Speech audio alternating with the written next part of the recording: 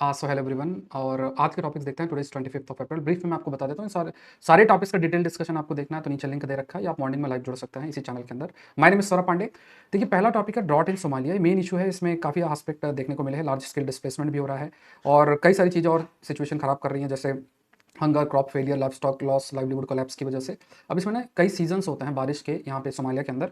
एक कारण करके होता है जो कि जुलाई सितंबर में होता है, गिव करके होता है अप्रैल जून के अंदर होता है, और डेयर होता है अक्टूबर और दिसंबर का समय होता है। तो ये जितने भी टाइम पीरियड आप देख रहे हो ना, इन सारे टाइम पीरियड में बारिश नहीं हुई। इसके बाद क्या हुआ, जिलाल ड्राई सीजन हुआ यहाँ पे। जिलाल वर्ड आप याद रखिएगा। तो अब ये सारी स्थिति की वजह से लो रेनफॉल हुआ, ड्राइनेस प्रोलॉन्ग्ड हुई, सॉइल का मॉइस्चर जा रहा था, वाटर शॉर्टेज हो रहा था, तो प्रॉब्लम्स और अधिक आपको देखने को मिली। क्राइसिस की सिवियरिटी जो है, तो आप देखेंगे कि राइजिंग फूड प्राइसेस देखने को मिला, इनसिक्योरिटी है, कोई सहायता नहीं मिल पा रही है, क्रॉप फेलियर हुआ, अब लाइव स्टॉक भी मर रहे हैं। और इसकी वजह से बहुत सारे, जैसे मान लीजिए फरवरी मार्च 2026 में लगभग 6.5 मिलियन जो लोग हैं वो डिस्प्लेस किए, जो कि काफ़ी बड़ा नंबर है।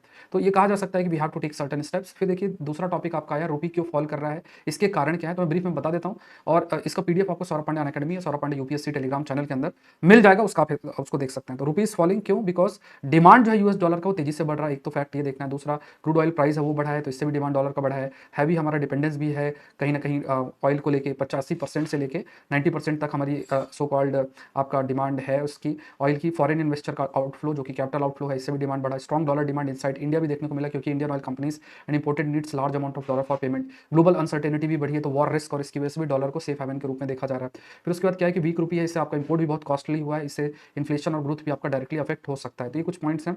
नेक्स्ट एक टॉपिक देख लेते हैं, दैट इज जो पेटीएम है उसका जो पेमेंट बैंकिंग लाइसेंस उसको कैंसिल किया गया है अंडर सर्टन सेक्शंस। और वो सेक्शन है आपका सेक्शन 22 सब+4 है ऑफ बैंकिंग रेगुलेशन एक्ट 1949। तो पेमेंट बैंक्स ऐसे बैंक्स होते हैं, ये स्पेशल टाइप ऑफ बैंक्स हैं जो कि क्रिएट किए गए हैं mainly for small deposit, payment remittances and financial inclusion context में। और ये डिमांड डिपॉजिट एक्सेप्ट कर सकते हैं ₹2 लाख पर कस्टमर।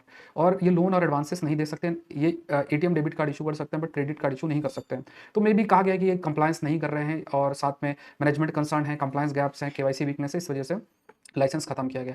फिर एक आपका कैफे 3 नॉर्म्स है, new cafe 3 corporate average fuel efficiency norms है इंडियन पैसेंजर व्हीकल्स के कंटेक्स्ट में कहा जाए। तो इसमें देखिए, जो ये सो कॉल्ड नॉर्म्स है, इसको और स्ट्रिक्ट थोड़ा किया गया है। मतलब कोई भी जो पर्सनल जो व्हीकल्स होते हैं, कोई कंपनी है, तो जैसे मान लीजिए जितनी भी कार को वो बेचते हैं, तो एक एवरेज निकाला जाता है कि इनके कार की वजह से कितना फ्यूल एफिशिएंट, मतलब कितना एमिशन हो रहा है। तो इसमें कहा गया कि देखिए, जो कैलकुलेशन पहले जो था ये कैफे नॉर्म्स, वो लगभग 113 ग्राम का CO2 पर किलोमीटर था, अब ये 77 ग्राम CO2 पर किलोमीटर हो गया।